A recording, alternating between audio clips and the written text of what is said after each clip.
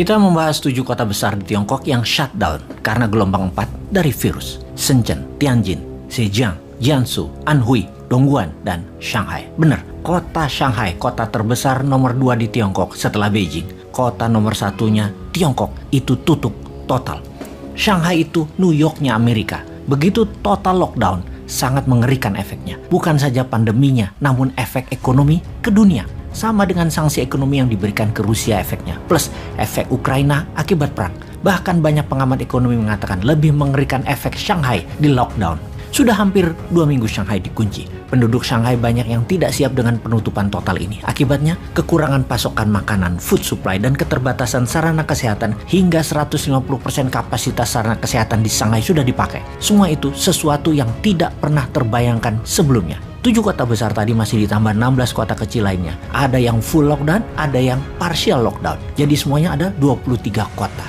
Saat ini juga total lebih dari 200 juta manusia di lockdown di tempatnya masing-masing dan suplai pangan sudah menyusut di mana-mana. Secara ekonomi, sewaktu Wuhan lockdown selama hampir 3 bulan, begitu juga beberapa kota lainnya di 2020 membuat ekonomi Tiongkok minus turun ke tempat terendah, walau bisa meningkat lagi dalam 1 tahun belakangan ini. Namun, Shanghai lockdown memberikan data ekonomi yang lebih mengerikan lagi, turunnya. Di Shanghai, setiap hari saat ini ada 15.000 orang yang terpapar dan naiknya sangat tajam, meningkat sejak bulan Maret 2022 dan diperkirakan puncaknya baru akan mereda di bulan Mei-Juni 2022 ini. Salah satu yang diperkirakan mengapa terjadi serangan pandemi keempat ini adalah lambatnya memakai booster seri 3 dan seri 4, di mana secara data penduduk Tiongkok yang usianya di atas 80 tahun yang sudah divaksin hanya di bawah 20% populasi, sehingga memapar lagi mutasi baru dan menyerang mereka yang antibodinya lemah karena tidak divaksin. Itu menurut data Big Pharma. Big Pharma seperti Moderna yang pabrik vaksinnya di Tiongkok melaporkan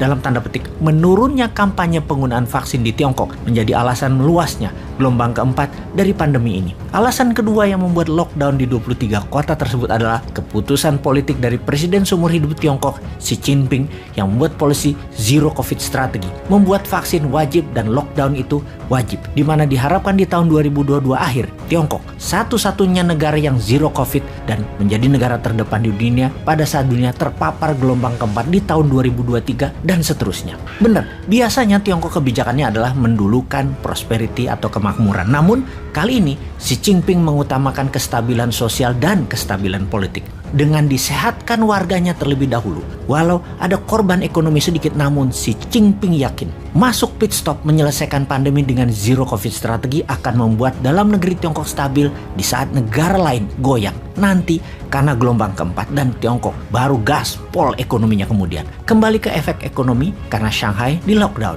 di mana pelabuhan Shanghai adalah pelabuhan kontainer tersibuk di dunia. Masuk harus di stop sampai waktu yang belum ditentukan. Eropa gemetar saat ini, juga Amerika, Asia Barat, dan Afrika. Di sisi pertumbuhan ekonomi dunia, Tiongkok adalah major drive atau pendorong terbesar dunia. Jika Tiongkok melambat, dunia melambat 2 kali lipat minusnya dan bisa berefek dunia akan resesi, bahkan akan depresi. Peristiwa tahun 1929 dan 1930 di Wall Street menghantui dunia saat ini. Masa Great Depression jilid 2 bisa terjadi. Ditambah perang Ukraina adalah perang panjang.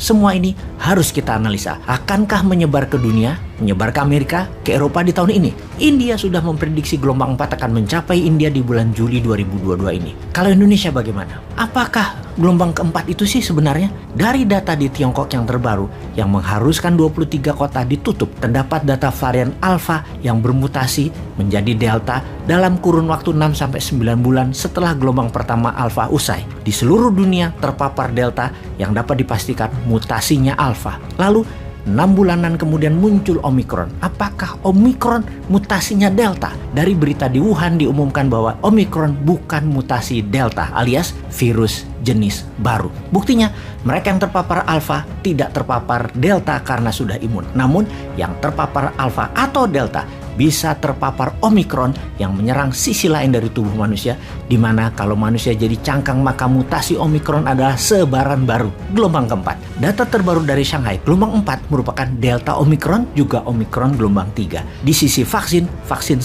dan 2 adalah untuk Alpha dan Delta. Vaksin booster 3 dan 4 adalah untuk Omicron. Itulah info mengapa topik Shanghai dan 23 kota Tiongkok Di dalamnya 7 kota besar di lockdown kita diskusikan kali ini. Kembali ke pertanyaan, apakah akan menyebar lagi ke seluruh dunia juga Indonesia Wuhan virus gelombang 4 ini? Ternyata sampai sejauh ini masih banyak yang belum percaya bahwa virus corona itu ada karena hanya mendengar lewat berita dan tidak melihat dengan mata kepala sendiri. Misalnya, ada orang-orang di sekelilingnya yang terkena atau yang berdampak negatif seperti kematian misalnya. Dan hal itu wajar serta benar kalau mereka menganggap virus itu tidak ada atau bahkan hanya akal-akalan farmasi. Semua itu wajar orang-orang yang berpikir demikian karena memang tidak lihat, tidak tahu, dan tidak terasa. Pastinya ada yang namanya Big Pharma yang memanfaatkan pandemi ini sebagai mesin uang menjual vaksin. Sebuah cara yang katanya membuat tubuh manusia jadi kuat, antivirus. Ke Indonesia sekarang, kebijakan pemerintah Indonesia karena menganggap Omikron siklus terakhir dan tidak ada virus-virusan lagi, sudah jadi flu, sudah jadi endemi. Maka secara kebijakan publik saat ini, semuanya sekarang dibuka, dilonggarkan, digaspol. Sudah terbuka, tatap muka sekolah dan semua acara publik, tempat publik sudah bebas. Secara pribadi, saya mendukung 100% kebijakan ini. Namun, kewaspadaan harus tetap dijaga. Bukan hanya masalah masker, vaksin, tetapi menjaga natural imunitas itu wajib. Sungguh, kita males sudah membahas bahwa virus ini buatan manusia atau asli dari alam. Kita juga males membahas apakah ini diciptakan untuk memperkaya Big Pharma atau Big Pharma bukan pencipta virus namun pandai memanfaatkan kekuatan vaksin dengan memanipulasi banyak negara. Kita sudah bahas lama, kita sudah punya solusi banyak. Yang pasti, kita saat ini hidup di dalam VUCA world. Zaman VUCA adalah zaman volatility, uncertainty, complexity, dan ambiguity. Zaman kolobendu, zaman goro-goro, penuh ketidakstabilan, ketidakpastian, rumit, dan mempunyai banyak agenda yang simpang siur. Ada perang militer, ada sanksi ekonomi, ada perang dagang, ada perang ekonomi, ada perang cuaca, ada perang biologi. Sampai kapan? It will never end. Akan selamanya begini karena memang the system doesn't work. Dunia dalam keadaan perang itu artinya manusia dalam keadaan survival mode, termasuk survival of the nation. Seharusnya bernegara gunakan less rule. Manusia bahkan boleh menggunakan no rule. Pokoknya kita harus tetap hidup.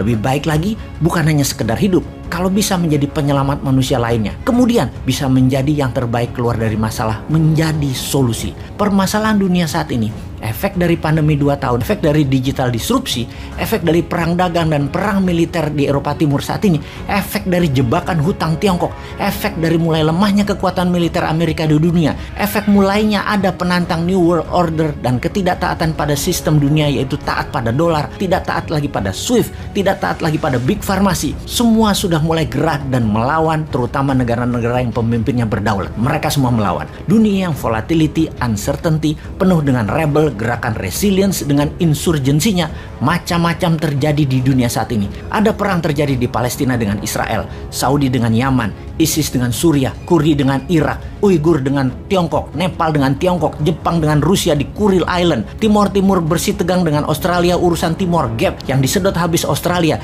India dengan Tiongkok, Saudi dengan Amerika saling ejek ke Biden, Libanon yang menjadi miskin, Bangladesh urusan air sungai dengan Tiongkok, Pakistan versi Perdana Menteri Amir Khan yang dekat dengan Tiongkok dihajar Amerika, digulingkan, Sri Lanka dimiskinkan oleh Tiongkok. Ada juga anomali positif seperti Nigeria meningkat tajam ekonominya menjadi negara di barat Afrika, menjadi the Black China, Botswana negara terbaik dalam 40 tahun pertumbuhannya di dunia. Untuk melihat itu semua bahkan kita harus menerangkan mengapa hanya sepertiga wilayah Tiongkok sisi timur ditinggali oleh 94% penduduk Tiongkok. Ada apa di sepertiga wilayah barat dan sisi barat daya Tiongkok yang bergunung-gunung deretan Mahameru Himalaya tersebut? Melihat sejarah Israel dan Jazirah Arabia, melihat sejarah perang-perang bangsa Eropa, melihat sains yang didominasi Amerika, Yahudi, dan Eropa saat ini, melihat agama dipakai untuk membodohi dan memberi jarak kepada jamaah agar jauh dari ilmu pengetahuan, dari sains, dari engineering, dan dari sosial isu. Untuk itu semua, kita bertanya untuk kesekian kalinya, sudah siapkah Indonesia?